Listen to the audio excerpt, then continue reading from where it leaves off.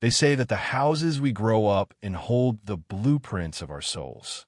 If that is true, then my childhood home was built on a foundation of shifting sand and unspoken expectations.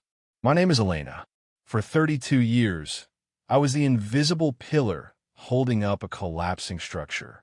I was the eldest daughter, a title that, in my family, carried the weight of an unwritten contract. A contract that demanded I sacrifice my desires so that others could thrive. I remember the exact texture of the kitchen table where my father used to sit, nursing a cup of black coffee, staring out at the gray rain of our small town. He was a quiet man, broken by the relentless machinery of a life spent in factories.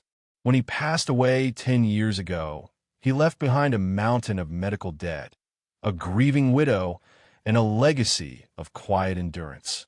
On the day of his funeral, my mother, Evelyn, clutched my wrist with a terrifying, desperate strength. Her fingers felt like cold iron. She told me that my brother Michael was the future of our family, that he had a brilliant mind but was fragile, and she made me promise to always ensure he didn't fall. She told me I was the strong one. I nodded. I was 22, naive, and consumed by grief. I didn't realize that by promising to keep Michael from falling, I was volunteering to let him climb over my back. For the next decade, my life became a testament to that promise. I walked away from a scholarship at an art institute in the city because my mother needed me close to home. I took a grueling job as a freelance digital illustrator and graphic designer, working 18-hour days until my vision blurred and my wrists throbbed with chronic pain. Every milestone I achieved was quietly folded into the fabric of the family budget. When I bought my first reliable car, it was borrowed by Michael within a week and returned with a dented bumper and an empty gas tank. No apology was offered. It was simply expected. When I finally saved enough to move into a modest, sunlit apartment of my own, my sister Jessica moved in with me for 6 months, free of rent, leaving behind a trail of unpaid utility bills and broken promises. I excused it all. I told myself during those lonely midnights, staring at a glowing monitor while the rest of the world slept, that they were my family, that family is a sanctuary, and that we protect our own. My brother Michael was a master of grand illusions. He possessed a charismatic, smooth-talking charm that could convince a starving man to hand over his last crust of bread. He married Sarah, a woman whose ambition was matched only by her profound vanity. Sarah came from a family that lived on credit and appearances, and she brought that desperate hunger for status into our lives. Michael worked in middle management at a prestigious logistics firm. He wore tailored suits he couldn't afford and drove a leased luxury sedan that cost more than my monthly rent. My mother worshipped him. To her, Michael was the living redemption of our family's poverty. Every Sunday dinner at my mother's house followed the same predictable script. Michael would sit at the head of the table, holding court, spinning grand tales of corporate politics and upcoming promotions. Sarah would chime in, bragging about their elite social circles, their expensive vacations paid for with high-interest credit cards, and the private school they wanted for their young son. And I would sit near the edge of the table, a quiet observer, the daughter who paid the heating bill when the notices turned pink. My mother would say that my work was nice, but it wasn't a real corporate career like Michael's. She would tell me I didn't know what real stress was, and that Michael was carrying the weight of a major company on his shoulders. I would swallow the lump in my throat, smile tightly, and pass the salad. I learned to shrink myself so they could feel giant. I convinced myself that my independence was my reward. I didn't need their praise because I had my freedom. But true independence is an illusion when you are still tethered to people who view your kindness as an unpaid debt. It was a crisp Tuesday afternoon when the illusion began to fracture. I was deep in the middle of a major project for a new corporate client, a contract that represented months of hard work and promised a significant financial breathing room. My phone buzzed on the desk, vibrating against the wood. It was my mother. I picked it up, expecting the usual request to drop off groceries or fix a technical issue with her television. Instead, her voice spilled through the receiver with an unusual, almost intoxicating warmth. She told me that Michael had finally secured the executive promotion and was officially a vice president. A genuine wave of relief washed over me, and I told her that was amazing and that I was really proud of him. She said they were celebrating with a grand family dinner this Friday at Lawrence, and that Michael insisted the whole family must be there. She called me the rock of the family and said they couldn't celebrate without me. Lawrence was a local institution of old-world luxury, a high-end seafood restaurant perched on the edge of the marina, known for its crystal chandeliers, imported delicacies, and a strict dress code. A single entree there cost more than my weekly food budget. I hesitated, telling her it was incredibly expensive and asking if we could do a nice dinner at home or at a local Italian place instead. My mother's tone shifted instantly, a familiar cold edge creeping in her words as she told me not to be a wet blanket. She said this was a historic moment, that Michael was paying and wanted to treat us, and told me not to ruin it with my constant worrying about pennies. She ordered me to wear my nice navy dress, be there by 7, and not be late. She hung up before I could reply. I stared at the dark screen of my phone, the silence of my apartment suddenly feeling very heavy. I repeated to myself that Michael was paying and treating us, trying to soothe the persistent whisper of intuition that told me something was terribly wrong. Friday evening arrived with a heavy, gray fog that rolled in from the harbor, cloaking the city in a cinematic, moody light. I pulled my modest sedan into the valet circle at Lawrence, feeling acutely out of place among the pristine sports cars and chauffeured SUVs. Stepping through the heavy, mahogany doors of the restaurant was like stepping into another dimension. The air smelled of expensive perfume, aged oak, and burning wax. The floors were polished marble, reflecting the soft, warm glow of massive crystal chandeliers that hung like frozen stars from a vaulted ceiling. A tuxedoed maitre d' led me through the main dining room toward a private alcove in the back. As I approached, I saw them. My mother was dressed in a new silk blouse, her pearl necklace gleaming against her throat. Michael was looking radiant, his posture straight, laughing loudly at something his wife, Sarah, was saying. Sarah looked like a caricature of wealth, dripping in new jewelry, her manicured fingers twirling a glass of pale champagne. My sister Jessica and her husband, David, completed the circle, looking equally extravagant. The moment I sat down, the atmosphere shifted. The laughter slowed slightly, replaced by a strange, restless energy. My mother gave me a tight, measuring smile. Sarah swept her eyes over my simple navy dress, her lips curling into a subtle, patronizing smirk as she remarked that they were worried I'd be too busy with my little internet drawings to join them. I replied quietly that I wouldn't miss Michael's big night, and I congratulated him. Michael waved a hand dismissively, saying it was overdue and that tonight we wouldn't look at prices because we were supposed to live large. A waiter appeared, his movements silent and fluid as water. He extended a leather-bound menu towards Sarah, but she pushed it away with a sweeping, arrogant gesture of her hand. She announced loudly to the whole room that they didn't need menus and ordered 3 of their Grand Royal seafood platters, premium Australian lobster tails, king crab legs, truffled caviar oysters, and told him to keep the vintage champagne flowing. I felt a sudden, sharp chill run down my spine. I knew that a Grand Royal platter at a place like Lawrence was a market price item that reached hundreds of dollars per order, and she had ordered 3. I leaned forward, lowering my voice to a sharp whisper, asking if they were sure because the bill would be astronomical. Michael laughed, a hollow, patronizing sound, and patted my hand with a touch that felt entirely devoid of warmth. He told me to relax, to stop acting like a poor person, and that since he was a VP now, I needed to act like it. I pulled my hand back, a heavy, unshakable dread settling deep within my chest. I looked across the table at my mother. She wasn't looking at me. She was staring at Michael with a look of pure, unadulterated adoration, completely intoxicated by the illusion of wealth. For the next 2 hours, the dinner unfolded like a Roman feast. It was an exhibition of pure, unbridled greed. The table was completely buried beneath mountains of silver platters. Massive lobsters, dripping in clarified gold butter. Towers of ice holding rare oysters. Plates of specialized beef that cost more than a month of my electricity bills.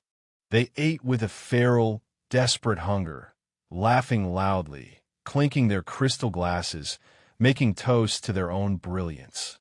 Sarah was in her element, ordering more vintage bottles, boasting about the designer bag she planned to buy next weekend, while Jessica dropped hints about needing a loan for a down payment on a new SUV.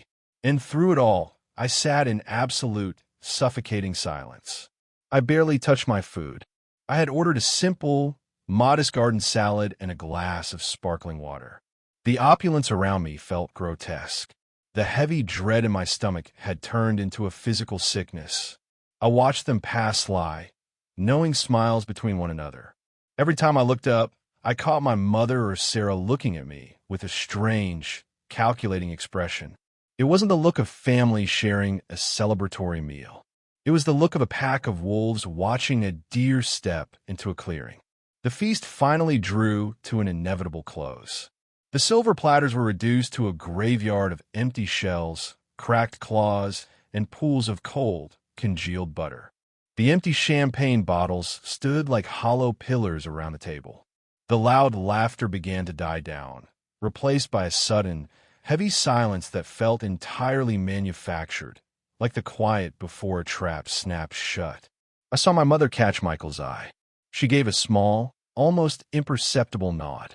It was a signal. The waiter returned, his face an unreadable mask of professional politeness. In his hand, he held a sleek, black leather binder. He placed it precisely in the center of the table, equidistant from everyone. For a long, agonizing moment, nobody moved. The silence stretched tight, vibrating with an intense, suffocating pressure. Then, with a slow, exaggerated sigh, Michael reached out and picked up the folder. He flipped it open. He didn't look at the number with shock.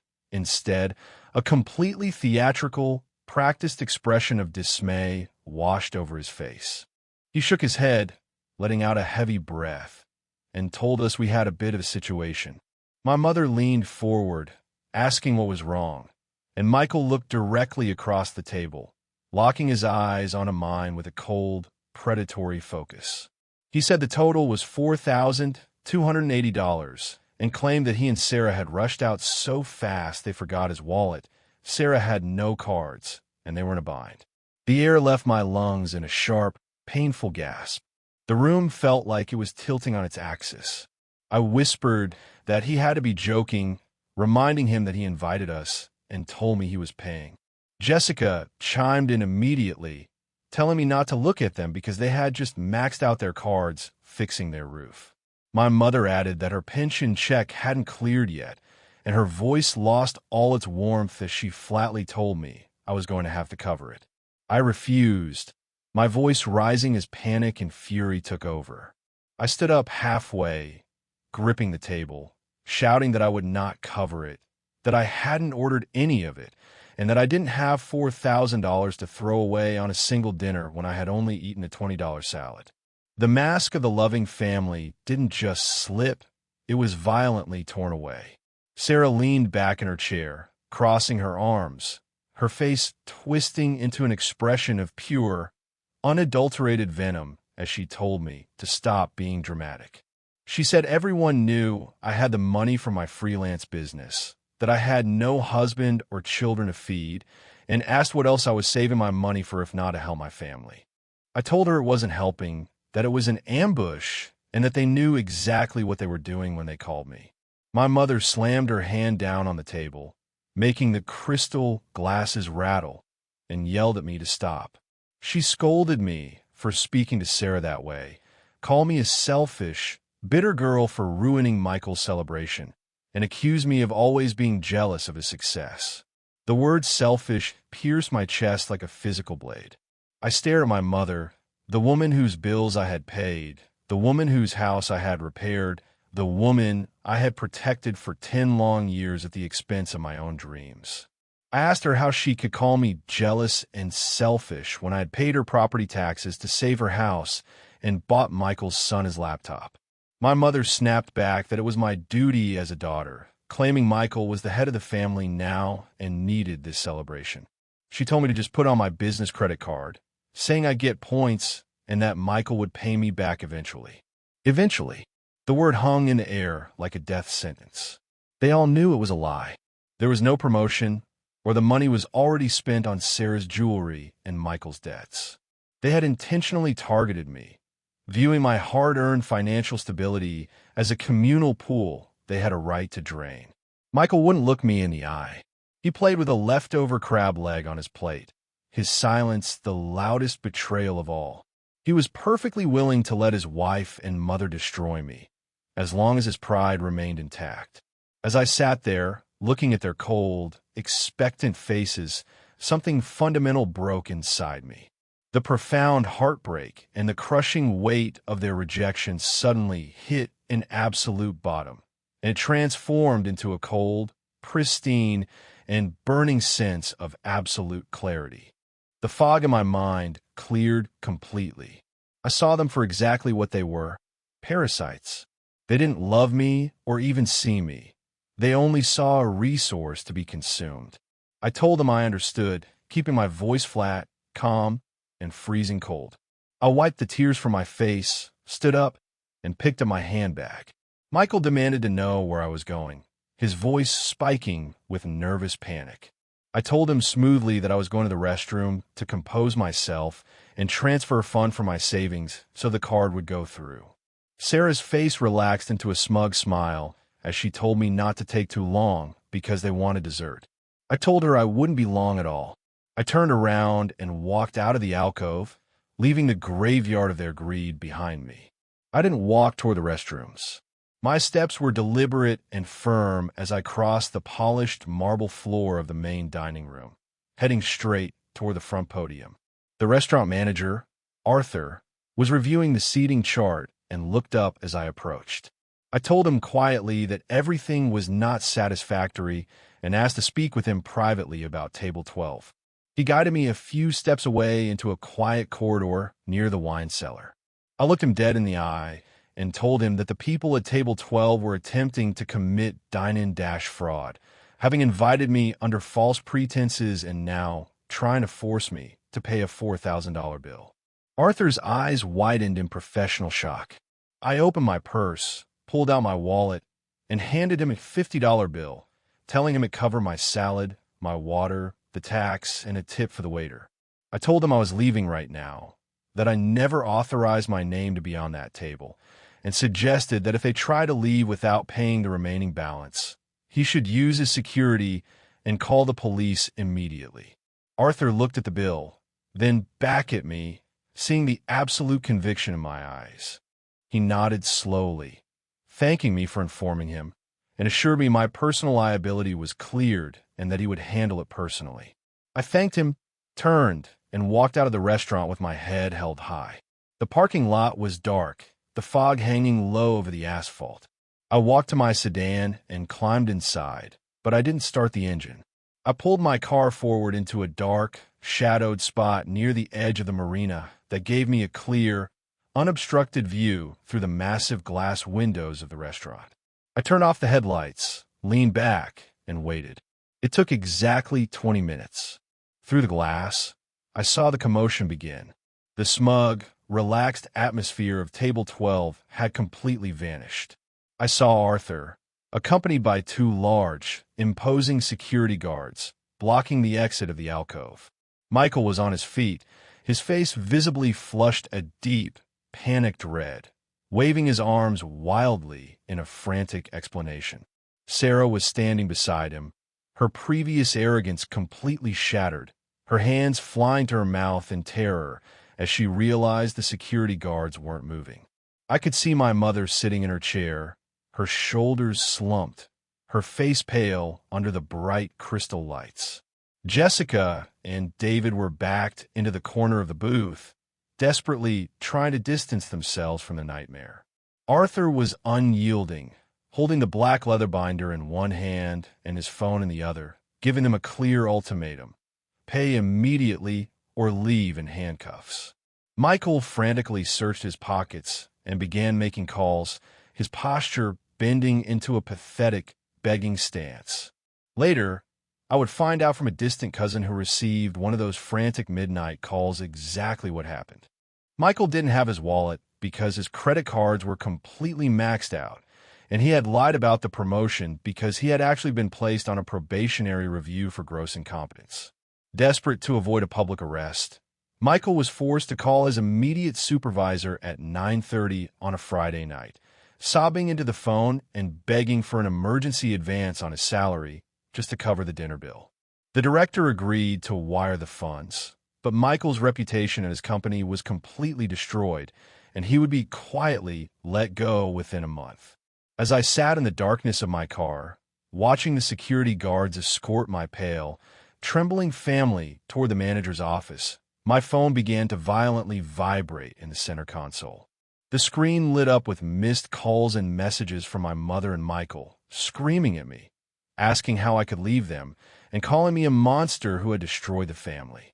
I looked at the messages and felt the final threads of guilt and obligation snap inside my heart.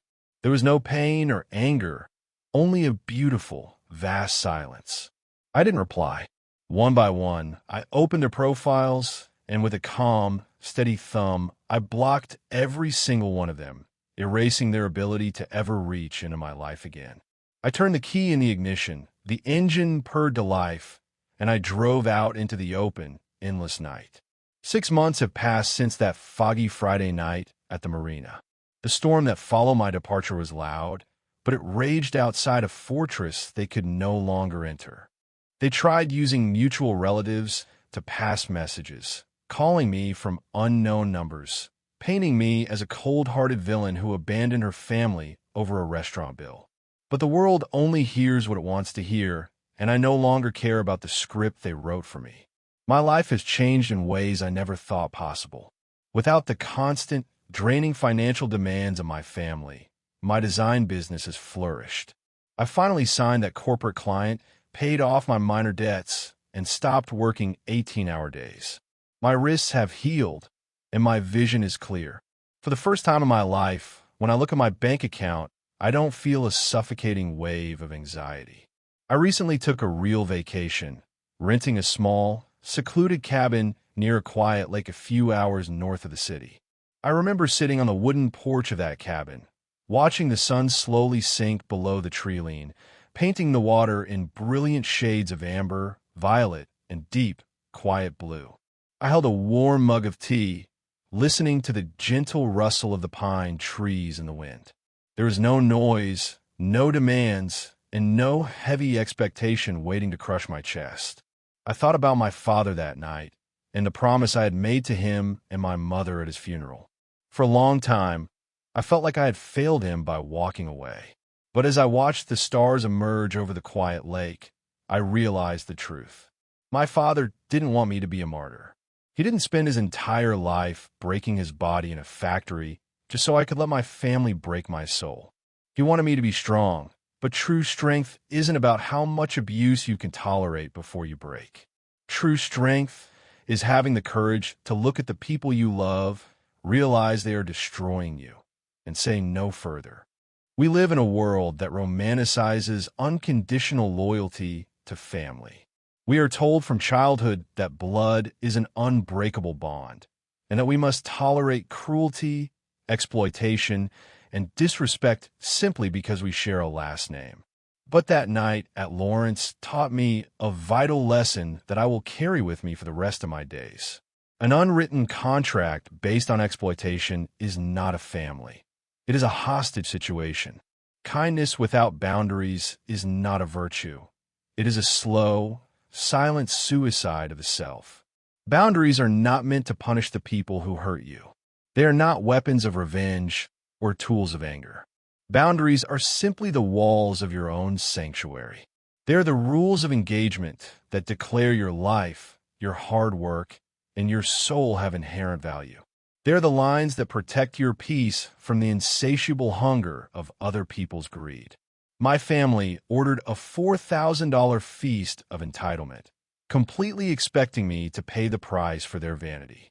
They thought they had trapped me in a corner where my guilt would force me to comply.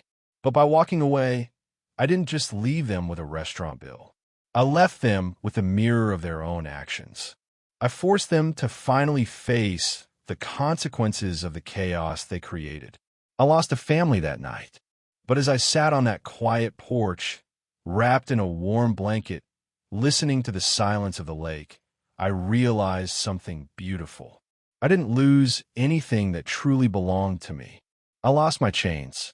And in the quiet sanctuary of my new life, I finally, completely found myself.